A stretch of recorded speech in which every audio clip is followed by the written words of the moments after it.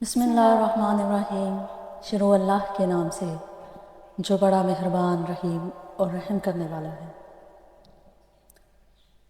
Video شروع کرنے سے پہلے تمام دیکھنے اور سننے والے تمام مسلمان بہن بھائیوں سے ایک مؤدبانہ گزارش ہے کہ ایک بار درود پاک پڑھ کر حضور نبی کریم حضرت محمد صلی اللہ علیہ وآلہ وسلم کی ذات اقدس میں ہدیہ تحفۃ نذرانہ پیش کریں تاکہ آخرت میں یہ ہماری نجات کا سبب بن سکے۔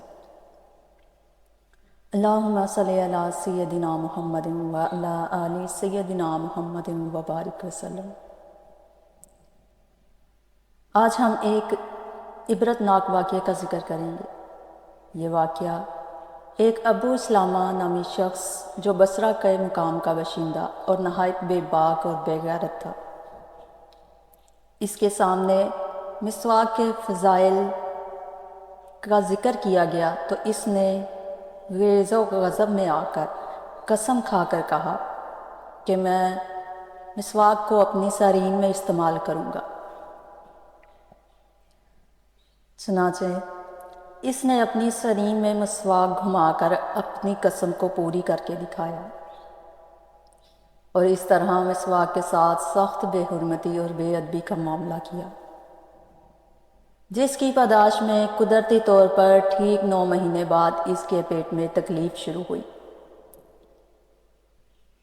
اور پھر ایک بد شکل جانور جنگلی چوہے جیسا اس کے پیٹ سے پیدا ہوا، جس کے ایک بالش 4 انگلی کی دھم، 4 پیر، مچھلی جیسا سر اور 4 دانت باہر کی جانب نکلے ہوئے تھے۔ پیدا ہوتے ہی یہ جانور 3 بار چلایا، جس پر اس کی بچی آگے بڑھی اور سر کچل کر اس نے جانور کو ہلاک کر دیا،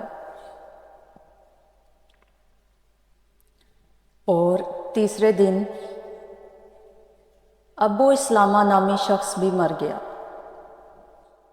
یہ واقعہ ہمیں یاد دلاتا ہے کہ مسواک جیسے مقدس چیز کی بے حرمتی کا انجام بہت سخت ہو سکتا ہے۔